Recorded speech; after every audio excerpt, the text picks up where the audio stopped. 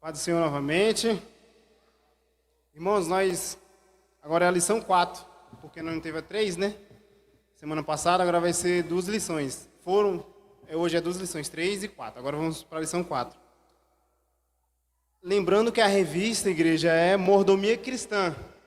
Não é mordomia de ser folgado, né? Mas é mordomia de servir ao Senhor. Então a revista vai ser sempre falando sobre servir ao Senhor. Na verdade, a obra de Deus. Lição 4. O cuidado e apoio aos obreiros. Um pilar essencial para a expansão do reino de Deus. Texto áureo. Assim ordenou também o Senhor aos que anunciam o Evangelho, que vivam do Evangelho.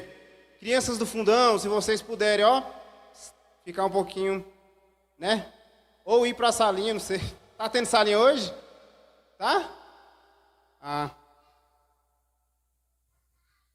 É verdade aplicada. De acordo com as Escrituras, cada membro do corpo de Cristo é responsável pelo cuidado e sustento dos obreiros fiéis no exercício do ministério cristão. Texto de referência. Peço, quem tem Bíblia, fique de pé e abra sua Bíblia no livro de 1 Coríntios, capítulo 9. 1 Coríntios, capítulo 9. Quem tem Bíblia, fique de pé, reverência à palavra do Senhor. 1 Coríntios, capítulo 9. Nós vamos ler o versículo 3, 4, 7, 12 e 13. Eu vou falando os versículos para a igreja ir acompanhando. 1 Coríntios, capítulo 9. Versículo 3. Acharam? 1 Coríntios, capítulo 9, versículo 3. Esta é a minha defesa para com os que me condenam. Versículo 4. Não temos nós direito de comer e de beber? Versículo 7. Quem jamais milita à sua própria custa? Quem planta a vinha e não come o seu fruto? Ou quem apacenta o gado e não come do leite do gado? Versículo 12. Se outros participam deste poder sobre vós, por que não mais justamente nós? Mas nós não usamos deste direito. Antes suportamos tudo, mas não pormos impedimento algum ao evangelho de Cristo. Versículo 13. Não sabeis vós que os que administram o que é sagrado comem do que é do templo, e que os que de contínuo estão junto ao altar participam do altar. Amém? Podeis assentar. Irmãos, como o nosso tempo é reduzido, a nossa revista, para quem não tem e não conhece a revista, toda a revista tem 3 tópicos, em cada tópico tem 3 subtópicos. Esses 3 tópicos, cada tópico tem um título, e os subtópicos também têm um subtítulo.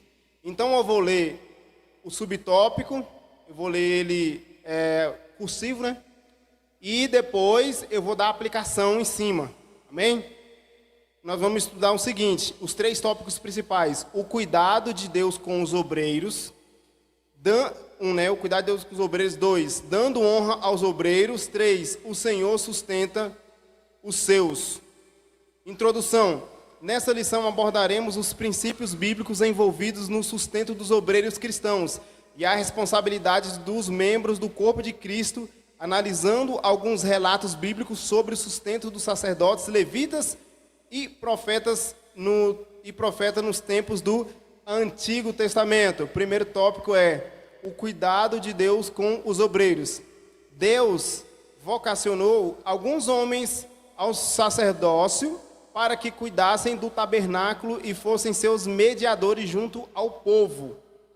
Devido a essas responsabilidades, Deus passou a cuidar do sacerdote e da sua família. Nós vamos ler mais para frente, mas eu já vou trazer aqui a luz. O sacerdote, para vocês entenderem, é antes de Jesus Cristo, viu? Jesus veio na terra 2.000 anos atrás. Os sacerdotes era antes de Jesus. Depois de Jesus até hoje, acabou esse negócio de sacerdote.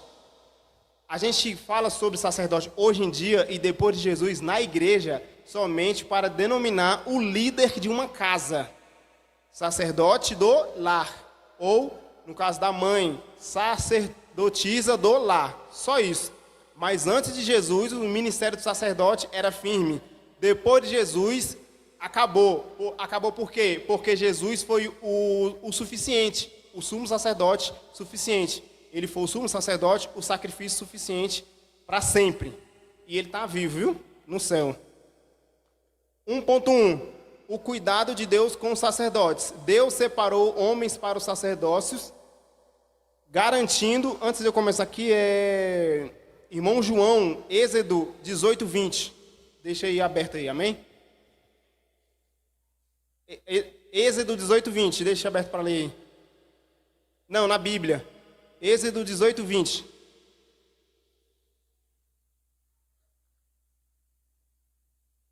Deus separou homens para o sacerdócio, garantindo o seu sustento, e ainda escolheu levitas para o trabalho no tabernáculo, cuidando do sustento deles também. Esse cuidado com os obreiros revela o zelo do Senhor com a sua obra. Os escolhidos deveriam se empenhar no serviço no tabernáculo, mantendo as coisas de Deus organizadas e se consagrando ao serviço sagrado.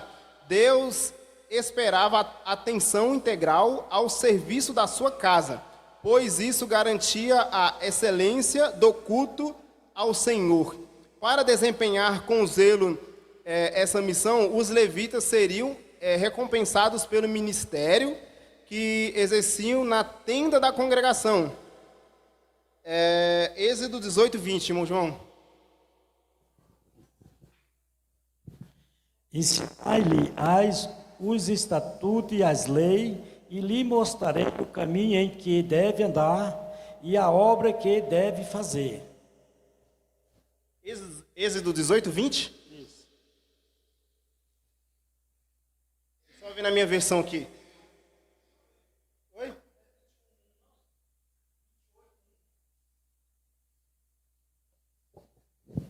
É 18, 20 e 21, mas amém. Deixa eu dar uma olhada na minha versão.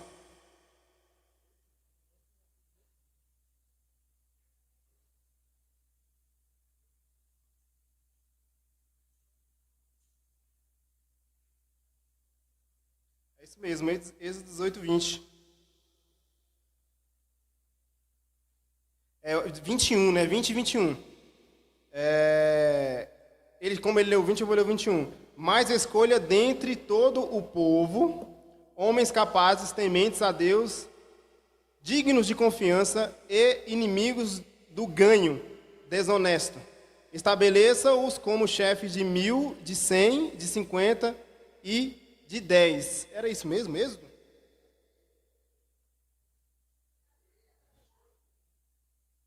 28:1? É porque minha vista está meio borrada nessa parte. Abre Êxodo 28:1 aí, alguém. Carleandro, por favor. Pode ser.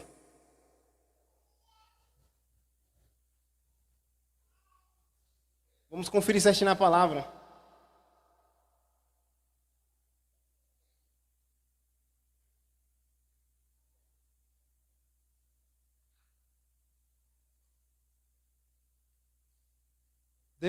Depois tu farás chegar a ti os teus irmãos, Arão e seus filhos, com ele do meio dos seus filhos de Israel, para me administrarem o ofício do sacerdote, e saber que Arão, seu filho, Nodab, Abindes e Atã. É isso mesmo. Perdão pelo equívoco, igreja. Eu li um versículo errado. Mano, eu pedi para ler errado. Um versículo e foi errado. Na verdade, era Neemias 18, 21. Mas, amém. O que a palavra do Senhor vai falar sobre o sacerdote Arão e os seus filhos é o seguinte: é porque Deus ele fez uma promessa a Arão de que Arão e seus filhos não precisariam trabalhar como as outras tribos. Arão era da tribo de Levi. era uma das 12 tribos. As 11 tribos, sem ser Arão, cada um tinha uma função no povo de Israel. Um cuidava de gado, outro cuidava de ovelha, outro cuidava de plantação, outros cuidavam de construção de casas. Cada um cuidava de uma coisa diferente. Mas Deus falou para Arão e para os seus filhos e para a tribo de Levi não trabalhar. Por que Deus falou isso? Porque ele queria uma exclusividade para esse povo trabalhar na obra do Senhor, entendeu? Então Deus não queria que o Arão, nem sua descendência, nenhum sacerdote, nenhum levita trabalhasse. E a promessa de Deus para eles foi que Deus ia ser a porção deles, para eles não se preocupar. Ou seja, eles iam cumprir literalmente aquela passagem que fala que o justo vive pela fé. Amém? 1.2, a oferta e os sacerdotes. Leandro, pode ser você mesmo. 1 Samuel 2:14 e 15, viu? 1 Samuel 2:14 e 15. Deus mandou que as ofertas de manjares fossem entregues nas mãos dos filhos de Arão. Quando o ofertante apresentava sua oferta, o sacerdote tinha o direito de ficar com parte dela, queimando o incenso sobre o altar como cheiro suave ao Senhor para comer da oferta. Era imprescindível ter uma vida santa, segundo a Bíblia de Estudos Weibs. Quando alguém da família sacerdotal fosse comer dos sacrifícios dados a Deus, era necessário se purificar cerimonialmente e tratar o alimento com reverência. Ele havia sido santificado ao ser apresentado a Deus. Pode ler, Carlino. Isso. E dava com ele na caldeira e na panela e no caldeirão e na marmita, e tudo quanto o garfo tirava, o sacerdote tomava para si. Assim fazia todo Israel que ali oscila. Também antes de queimarem a gordura, vinha o moço e o sacerdote dizia ao homem que sacrificava: dá essa carne para assar ao sacerdote, porque não tomará de ti a carne cozida, senão crua. Meu Deus. No livro de Levítico, Deus deu uma ordenança que o sacrifício, o animal, o sacrifício em carne do animal, seria entregue por qualquer cidadão de Israel ao sacerdote. Chegando na mão do sacerdote, e o sacerdote era açougueiro, viu? Fica aí uma curiosidade, o sacerdote desossava o animal. O sacerdote era açougueiro, o sacerdote era médico, porque ele examinava o tipo de doença que as pessoas tinham, lepra, fluxo de sangue excessivo em mulher, o sacerdote examinava, então ele era um tipo de ginecologista. Ele examinava dente, porque para servir no sacerdócio, nem dente podre podia ter. Então ele abria a boca do cidadão, visto que o cidadão tinha dente podre. O sacerdote fazia mini cirurgia, que era a circuncisão, que é pegar o pênis do homem e cortar o prepúcio do pênis do homem para poder fazer uma aliança, tanto do homem grande que resolvia virar um judeu por religião, tanto da criança recém-nascida com 8 dias de vida. Então eles eram esse cirurgião, eles eram açougueiro, eles eram médico, então eles eram muitas coisas. E o povo levava o sacrifício para o sacerdote abria o sacrifício, o animal todinho, e o que ele fazia? Ele queimava o animal, até a gordura do animal. A Bíblia fala que até a gordura que cobria o fígado, ele tinha que queimar para o Senhor. Aí o que acontece? O Carleandro leu sobre os filhos do sacerdote Eli. O sacerdote, filho do sacerdote Eli, foi muito depois das ordenanças de Moisés. Eles corromperam essa liturgia, eles corromperam essa lei cerimonial. Essa lei cerimonial mandava fazer isso que eu falei, mas eles eram ambiciosos. Eles eram ambiciosos e gulosos. O que eles faziam? Enquanto que eles eram sacerdotes, enquanto eles desossavam o animal e entregavam para o auxiliar cozinhar a carne ou queimar a carne em sacrifício, escondido do resto do povo, eles iam com um garfo com 3 pontas, em outras versões falam, e espetava dentro de um caldeirão. A maior parte de carne que subia, eles comiam antes de ofertar a Deus. Antes de queimar a gordura a Deus, eles comiam, por gula. Inclusive o pai deles, a Bíblia fala que o pai deles negligenciou isso. O sacerdote Eli não cobrou dos próprios filhos. Ele não puniu os próprios filhos por isso. E por isso os filhos deles morreram. Os 2 filhos dele morreram. Aí a Bíblia diz que Deus ele quer uma seriedade nesses sacrifícios. Entendeu? E a seriedade desse sacrifício é exatamente isso. Não fazer o sacrifício por top ganância. Não pegar o dinheiro que é para a obra do Senhor e desviar para outras coisas, porque Deus ele vai cobrar. Aí o que eles faziam? Eles espetavam a carne, comiam a gordura que era para ser ofertada para o Senhor, e o Senhor ficou indignado com isso e matou os 2. Matou os 2 sacerdotes. Então, porque a Bíblia mesmo, nós leu o tópico passado aqui, Deus é a porção deles. Eles não precisavam ter mais do que o povo entregava, amém? 1.3, a responsabilidade dos obreiros com as ofertas. As ofertas para o sacerdote... Agora, deixa eu ver, irmã Islane, Levítico 10:2. Levítico 10:2. As ofertas para os sacerdotes deviam seguir o que foi... Não, calma, perdão. As ofertas para os sacerdotes deviam seguir o que foi estabelecido por Deus e o que sobejar, ou seja, o que sobrar, né, o que exceder e o que exceder. Por isso, competia aos sacerdotes cuidar para que as ofertas não fossem profanadas como fizeram Nadab e Abiú, filho de Arão. A maneira como esses 2 sacerdotes trataram as coisas de Deus demonstra rebelião, um pecado comparado à feitiçaria. A vocação dada pelo Senhor é uma honra que traz consigo grande responsabilidade. Por isso não deve ser negligenciada. Nadab e Abiú não honraram seu ministério tratando as coisas do Senhor como algo secundário e sem importância, apesar de todos os privilégios de que desfrutavam junto à congregação de Israel. Carleandro, irmã Islane, Levítico 10, versículo 2. Então saiu fogo de diante do Senhor e os consumiu, e morreram perante o Senhor. Irmão, Nadab e Abiú, eles foram, como foi dito aqui, eles foram filhos de Arão. Por que eles morreram? Os filhos de Eli morreu muito depois, mas voltou na história aqui para falar sobre os filhos de Arão. Também sacerdotes, mas eles fizeram algo totalmente contra a vontade de Deus. Na época de Moisés, a lei de Moisés, o povo de Israel, eles eram regidos por 3 leis, igual tem hoje. Nós temos a praça dos 3 poderes, né?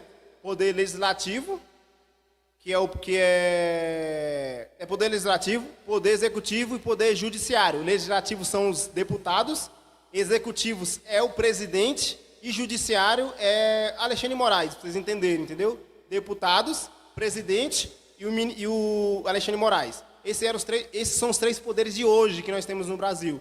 Na época de Moisés, a lei era regida por 3 poderes também, mas eu vou tentar lembrar, mas era cerimonial, civil, era lei cerimonial, lei civil e outra lei lá, que eu esqueci. Mas era 3.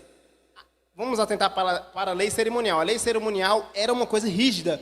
A lei cerimonial era tão rígida que se o sacerdote entrasse na tenda da congregação, que é o tabernáculo, de qualquer jeito, sem a sua roupa, por exemplo, não nu, não pelado, mas sem a roupa adequada, se ele colocasse o pé lá dentro, lá do Santo dos Santos, Deus matava ele na hora. É por isso que a Bíblia fala que o sumo sacerdote entrava até com um sino para ficar balançando assim, fazendo brim, brim, brim, porque se ele morresse, os ajudantes iam ouvir o barulho e falar, rapaz, o cabo morreu, está em pecado, vamos puxar ele. E outra coisa, amarrava uma corda na cintura dele. Nem se ele morresse lá dentro, outra pessoa não podia entrar, puxava, entendeu? Então a lei cerimonial era uma coisa séria. É por isso que os filhos de Arão morreram, É por isso que os filhos de Nadab, ou os filhos de Eli também morreu. E como que os filhos de Arão morreu? A Bíblia fala que eles apresentaram fogo estranho. Acho que você já ouviu essa expressão com algum pregador. Fogo estranho.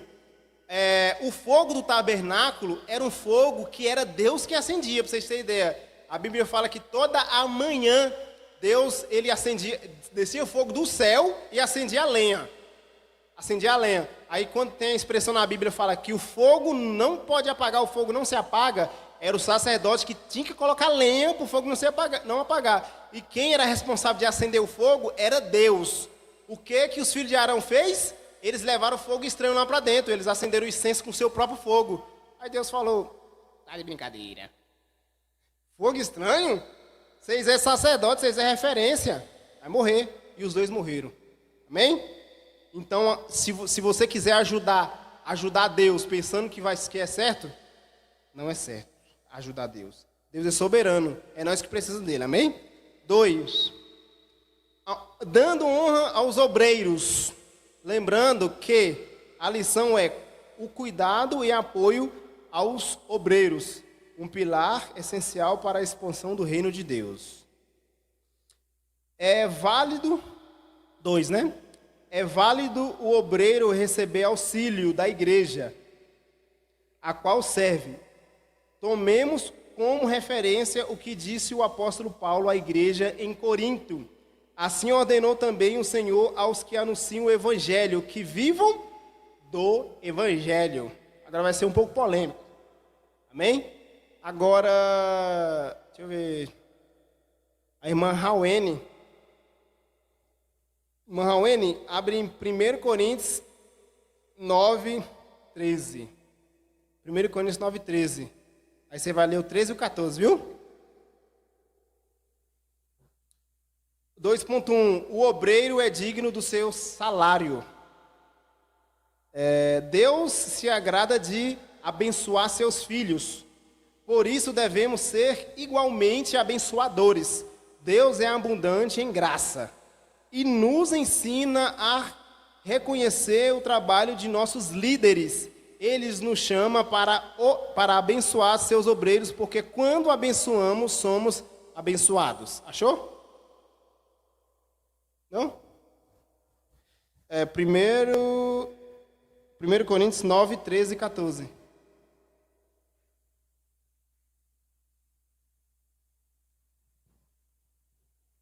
Não sabeis vós que os que administram... Não sabeis vós que os que administram o que é sagrado comem do que é do templo?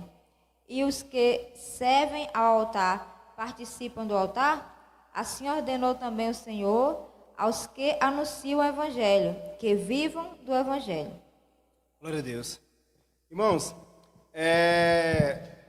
como o título é O Obreiro é Digno do Seu Salário, nós sabemos que a gente precisa deixar bem claro que os pastores recebem salário. Dependendo do ministério que ele for pastor, ele recebe um salário da igreja. E isso é totalmente justo, biblicamente falando. Totalmente justo. Por quê? Um pastor, obreiro, né? Obreiro é pastor, é diácono, é presbítero, é evangelista, é todo mundo, porteiro, mesmo aqueles que não têm cargo ministerial e trabalham na obra, não na obra da igreja aqui, do templo, mas na obra tipo de levar uma cesta básica, de estar evangelizando na rua. Esses são os obreiros. Alguns obreiros têm um serviço mais leve, que é meio assim, esporadicamente, de vez em quando. De vez em quando, assim, só no culto o irmão vai entregar uma água. Só fazer um evangelismo, me perdoe pelo só. Mas o pastor, dependendo dos casos, tem pastor que ele trabalha integralmente na obra. Ou seja, dia e noite. Tem pastor que, de noite, os irmãos estão batendo na porta dele. Pastor, tem um rapaz demoniado ali, vamos expulsar o demônio. Pastor, me leva no hospital. Pastor, isso e aquilo. Esse pastor que trabalha na obra, a Bíblia vai dizer que ele é digno de receber dinheiro mesmo, dinheiro, por causa do que ele faz na obra. E em alguns casos, e em algum tipo de ministério, no qual outros obreiros também trabalham em níveis elevados, né, em tempos em tempo de cargo um pouco maior, não só no templo, alguns também, dependendo do que a igreja arrecada, esses obreiros também recebem dinheiro. Algumas pessoas, principalmente ímpios, principalmente pessoas que querem negar a fé do que já teve, ou ateu, eles querem debater exatamente em cima disso. Exatamente no que o pastor recebe, no que o pastor possa receber pela obra. É claro que tem, porque o coração do homem é corruptível e tem pastores que vai se corromper, que vai pegar da igreja além do que é merecido, além daquilo que é ordenado. E esses pastores, eles não vão levar o castigo aqui na terra, eles vão levar o castigo, não, pode ser até na terra, se Deus quiser, mas o castigo pior de prestação de contas é diretamente com Deus. Porque até o momento a igreja ela não presta contas para o governo, entendeu?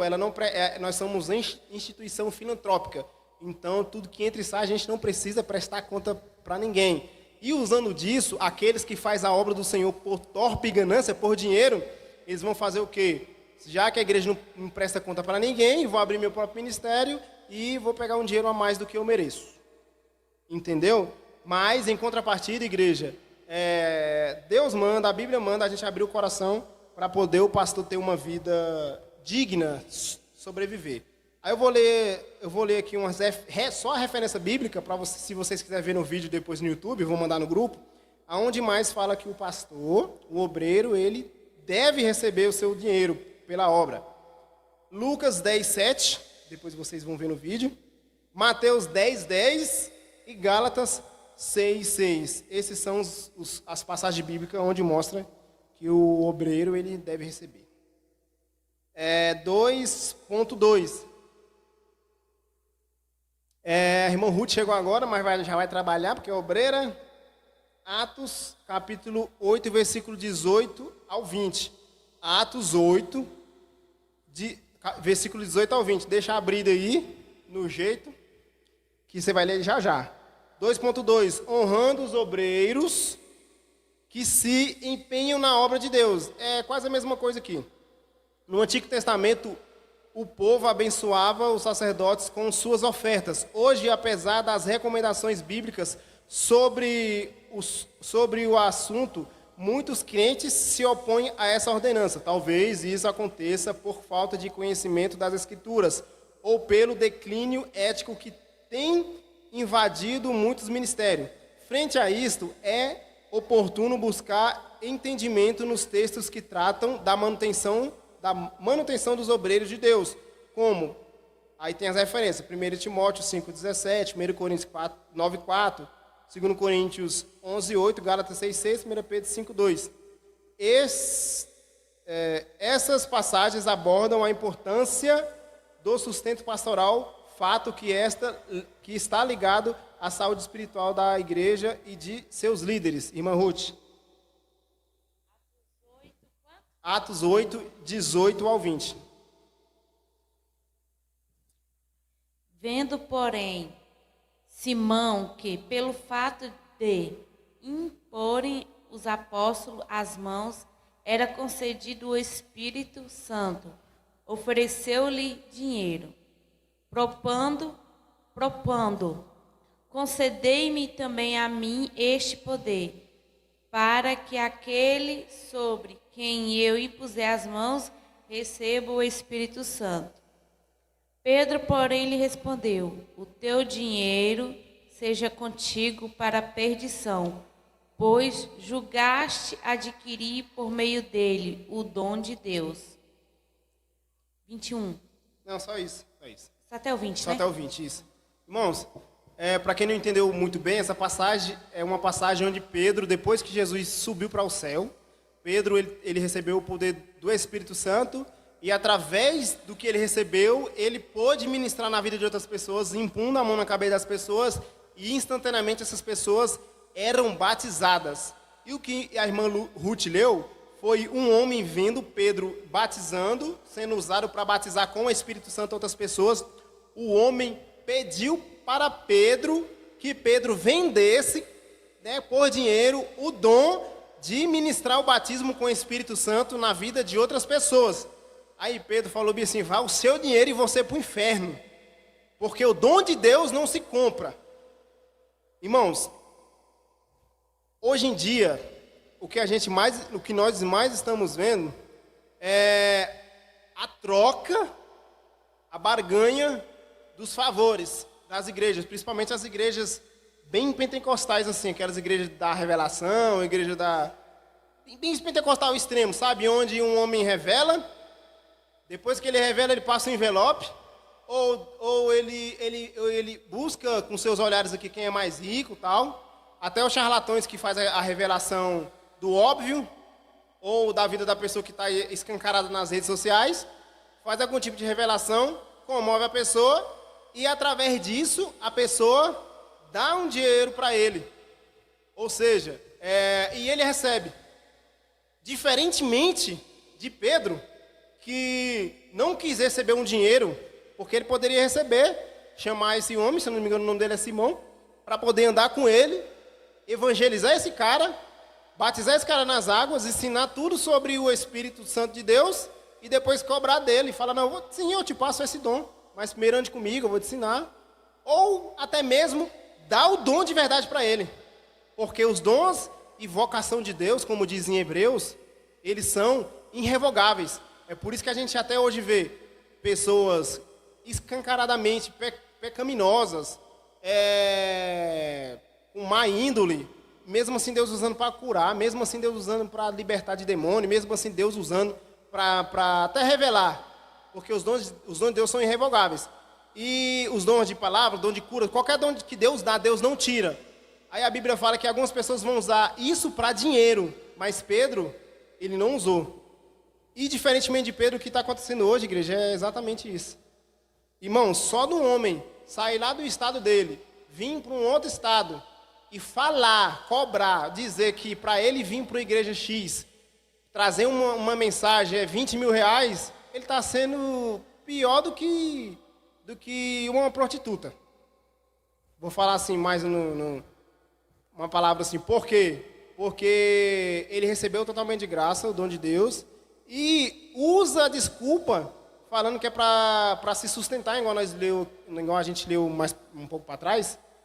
Irmão, onde é que já se viu você cobrar para pregar 45 minutos, 20, 30, 40 mil reais? Não é a oferta que a igreja dá. Não, se ele falar, irmão, eu vou, mas pelo menos curtir onde eu vou ficar, ou na casa de um irmão, ou no hotel, tem como? E se a igreja puder ofertar, amém. Mas não, irmão, quando liga, fala, ó, pregador fulano e tal, quanto é que é para você pregar aqui no congresso aqui? Irmão, é 40 mil. O hotel tem que ser 5 estrelas, tem que ter um carro para me buscar lá no hotel. Quando eu chegar na igreja, tem que estar tudo alinhado, senão eu não prego. Tá entendendo? É pro top ganância. E isso, irmão, é coisa do diabo. 2.2. Você lembra por 2.2. Agora é o 2.3. Vai ser rápido. Amém? Cuidar dos obreiros. 2.3, viu? Deixa eu ver. Quem vai ler agora? Irmã Ilza. Irmã Ilza, 1 Samuel 5,17. Abre aí, viu? Deixa engatilhado aí. 2.3. Cuidar dos obreiros é um compromisso de fé. Faz parte da vida cristã honrar e respeitar os obreiros da casa de Deus. O pastor é a autoridade estabelecida por Deus como guia ministerial e profético da igreja. Esse é um compromisso sério diante de Deus e dos homens, pois está diretamente ligado à orientação dada às ovelhas do rebanho do Senhor, como orientou o apóstolo Paulo a Timóteo. Os presbíteros que governam bem sejam estimados por dignos de duplicada honra, principalmente os que trabalham na palavra e na doutrina. Irmã Ilza, 1 Samuel 5,17.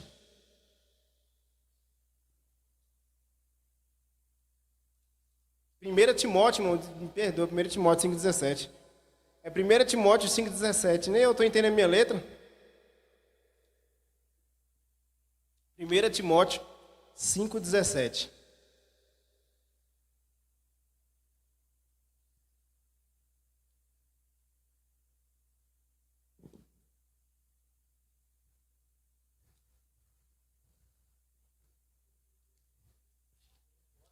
Isso, 1 Timóteo 5,17.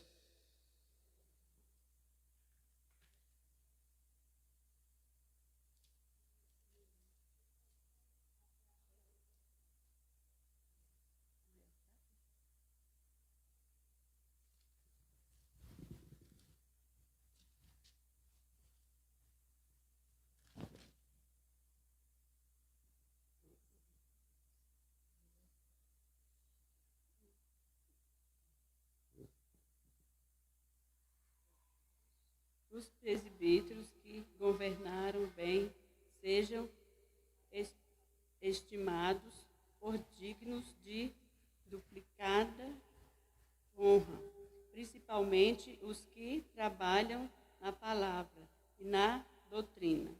Glória a Deus. Irmãos, a Bíblia, ela é perfeita, perfeitamente perfeita. Você está vendo que a própria Bíblia faz notoriedade de que quem trabalha bem na obra do Senhor, ele é digno de receber 2 vezes mais do que os outros. Então, irmão, se você vê alguém que se dedica muito à palavra de Deus, essa ordenança é para a igreja e para os líderes. Se tiver na igreja, Paulo falou a Timóteo, se tiver alguém na igreja que seja trabalhador, assim, um bom trabalhador, a Bíblia manda dobrar o salário desse homem ou dessa mulher, daqueles que já recebem. Então, não precisa o trabalhador, né, que é o que a gente chama de pregador itinerante, cantores itinerantes, não precisa eles darem o preço no que eles vão fazer. Eles darem um preço, para mim cantar é 5 mil, para mim pregar é 10 mil, não precisa dar preço. Se eles for muito bom mesmo, a própria igreja vai dar o salário para ele dobrado, o dinheiro dobrado para ele. Você está entendendo? Que a palavra de Deus é perfeita, que se ele fizer o papel dele, como a Bíblia diz, ele vai ser generosamente abençoado por nós, não é? Se a gente tiver dinheiro no bolso e um homem de Deus pregar bem, cantar bem, tratar a gente bem, meu irmão, o nosso bolso chega a sair para fora, assim, com as notas, com as moedas. Varão, obrigado, que palavra boa, vou te abençoar aqui agora. E Deus toca no coração. Agora, se o homem já cobra, já vem cobrando, coração, todo mundo fecha para isso. Se ele cobrou, a gente quer pelo menos 4 cadeirantes levantando a cadeira de roda. Porque estamos pagando pelo serviço, né? É quase isso. 3. O Senhor sustenta os seus profetas. O Senhor sustenta os seus. O profeta Elias experimentou o cuidado de Deus que o sustentou em momentos de muita adversidade. Ele aceitou o cuidado de Deus, a quem submeteu sua vida, recebendo o necessário para continuar na caminhada que lhe havia sido proposta. A irmã Nayara, né? Nayara ou Maiara? Nayara, 1 Reis 19:3, do 3 ao 6. O sustento de Deus ao seu ungido, Elias, desafiou o poderio do rei Acabe e da sua esposa Jezabel. Por isso o profeta teve a vida ameaçada. Elias, porém, servia a Deus com zelo, e Deus o sustentou a vida do seu ungido, de maneira admirável. Em 3 ocasiões, na primeira delas, Elias estava junto ao riacho de Querite, onde corvos lhe entregavam pão e carne pela manhã e à tarde, e ele bebia água do riacho. No segundo momento, mesmo em tempo de crise, Deus usou uma viúva de poucos recursos para sustentar o profeta. Por fim, em outra ocasião adversa, um anjo do Senhor providenciou o que Elias precisava 2 vezes. Irmã Nayara. Isso. 1 Reis 19, 3 ao 6.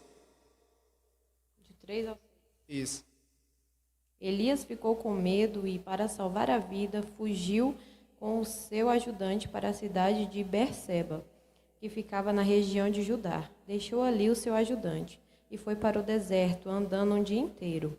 Aí parou, sentou-se na sombra de uma árvore e teve vontade de morrer.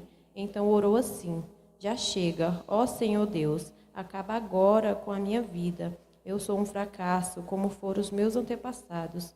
Elias se deitou debaixo da árvore e caiu no sono. De repente, um anjo tocou nele e disse: levanta-se e coma. Elias olhou em volta e viu perto de sua cabeça um pão assado nas pedras e uma jarra de água. Ele comeu e bebeu e dormiu de novo. Glória a Deus. Quem crê que Deus ele ainda dá provisão para os seus servos? Quem crê? Eu vivo a provisão de Deus, graças a Deus. Eu creio que muitos vivem a provisão de Deus, todos, por mais que esteja bem financeiramente ou esteja ruim financeiramente, sempre a provisão de Deus vem.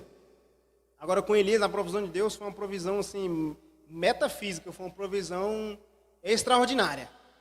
Porque ele fugiu de Jesus. Primeiro ele desafiou os profetas, fogo desceu do céu, queimou o sacrifício.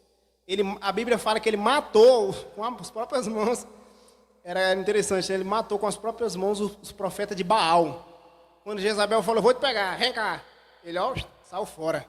Então ele matou os profetas de Baal e correu de uma mulher. Será que a mulher era maligna? Aí a Bíblia fala que ele estava tão assim, uma prova de depressão na Bíblia, viu, igreja? Ele ficou, a ansiedade dele foi num ponto tão elevado que ele deitou debaixo de uma árvore lá e pediu para Deus matar ele. E Deus fez totalmente ao contrário. Até hoje ele está vivo. Não sei se vocês sabem, Elias não morreu, Elias subiu para o céu. Então, o que ele pediu para Deus, Deus não fez. Deus foi exatamente ao contrário. O que Deus fez? Ele adormeceu, quando ele acordou, o anjo estava pegando ele assim, falou, acorda. Quando ele acordou, a Bíblia fala que ele olhou para o lado e viu um pão assado na pedra, que é uma coisa já muito extraordinária, e uma jarra de água. Aonde esse senhor já arrumou a farinha, o não sei o que, o fermento, a jarra, a água? É coisa de Deus, irmão. O anjo, Deus usou o anjo para trazer o suprimento mesmo assim, uma coisa que desafia a lei da física. Então Deus, ele trouxe a provisão para Elias, exatamente no momento que ele se sentiu um nada, que ele falou que queria morrer, Deus deu a provisão para ele. É assim que os homens de Deus vivem, pela fé, e não pelo que vê. 3.2, Deus prepara socorro aos seus servos. É o pastor Vitor Lisboa, Lucas 6,13. Lucas 6,13 ao 16, viu? Deixa abrido aí, você vai ler. 3.2, estamos terminando já, viu, igreja? Deus prepara socorro aos seus servos. Obadias, administrador encarregado pelo palácio de Acabe e Jezabel, muito temia ao Senhor, mesmo vivendo no reino do norte, num ambiente inóspito e de fome extrema. Obadias foi usado para alimentar e esconder 100 profetas de Deus, para que eles não fossem mortos por Jezabel, a rainha idólatra. A escassez de pão e água certamente foi um desafio para Obadias, que conseguiu sustentar os 100 profetas sem ser notado. Esse fato nos leva a crer que Obadias também foi sustentado pelo Senhor durante o tempo em que colocou a própria vida em risco para cuidar daqueles homens de Deus. Simão Vitor? Isso. Lucas 6, 13 a 16.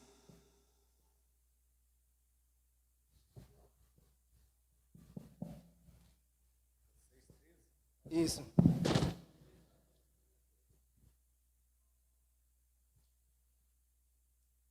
E quando já era dia, chamou os seus discípulos e escolheu 12 deles, que também deu o nome dos apóstolos: Simão, a qual também chamou Pedro, e André, seu irmão, Tiago, e João, Filipe e Bartolomeu, Mateus, Tomé, Tiago, filho de Afeu, Simão, chamado Zelote, Judas, filho de Tiago, e Judas Iscariote, que foi o traidor. Glória a Deus. Irmãos, falando de provisão de um homem para outros homens, porque Deus faz assim, às vezes Deus levanta um homem ou uma mulher para ser financeiramente rico, para sustentar outros que não têm dinheiro. E isso é dom de Deus. Ser próspero, ter dinheiro para poder abençoar outras pessoas é dom de Deus. Ter dinheiro para si próprio, só para si próprio, se torna meio que avarento. É igual o que o pastor Vitor leu, o homem rico, o jovem rico, que tinha muito dinheiro, mas queria ser salvo. Jesus falou, pega o que você tem, vende e distribui para os pobres. Aí ele falou, não, tá bom, quero ser salvo não. Então, o profeta Obadias, o administrador lá do palácio de Acabe e Jezabel, ele sustentou 100 homens. 100 homens ele sustentou durante a seca. A seca onde Elias, o próprio Elias orou e parou de chover. Aí, quando para de chover, nós sabemos que planta não nasce trigo, não tem pão, não tem nada para comer e sede também. Aí eu trouxe para o Novo Testamento para vocês entenderem que um outro homem, o Deus homem chamado Jesus, ele fez a mesma coisa com seus 12 apóstolos, que depois virou 70. O que ele fez? Ele tirou esses homens de suas profissões, tirou esses homens das suas casas, tirou esses homens dos seus lares e só falou, siga-me. Tirou até um homem extremamente rico, que era Mateus, o coletor de impostos. Só falou, siga-me. E eles seguiram Jesus. Agora imagine, irmão, eles ficaram 3 anos com Jesus sem trabalhar. Esses literalmente foi sustentado através da fé do nosso Senhor e Salvador Jesus Cristo. Porque, imagine, 12 homens andando, tendo que passar a noite em hotéis, porque já tinha hotéis naquela época, tendo que tomar café da manhã, almoçar, jantar. Imagine, comprar roupa. 3 anos. Nós se autossustentando durante 1 ano já é muito caro. Imagine Jesus tendo a fé e a certeza de sustentar esses 12 homens, depois virou 70 durante 3 anos. É só a provisão de Deus mesmo para isso, para vocês entenderem como que Deus ele levanta alguém para ser mais elevado financeiramente para poder usar outros. Jesus não era elevado financeiramente, ele mesmo fala que ele não tinha lugar de reclinar na cabeça, era fé, era pela fé. Já o Obadias, como ele trabalha no palácio, com certeza ele tinha um dinheirinho. Então, ou pela fé ou pelo dinheiro, a gente pode ser usado para sustentar outras pessoas. Cuidar, né? Sustentar outros homens de Deus. 3.3, o cuidado de Deus com seu ungido. E para finalizar aqui, quem vai ler, deixa eu ver... Pode ser a irmã Silvana de novo. Atos 28, 30, irmã. Atos 28, 30 e 31, amém? Pode chamar as crianças para escrever, irmão.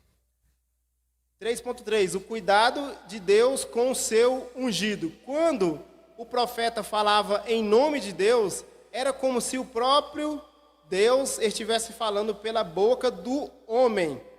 Quando ia a Sunem, o profeta Eliseu era alimentado por uma mulher rica, em cuja a casa não faltava o pão. Ela teve uma boa impressão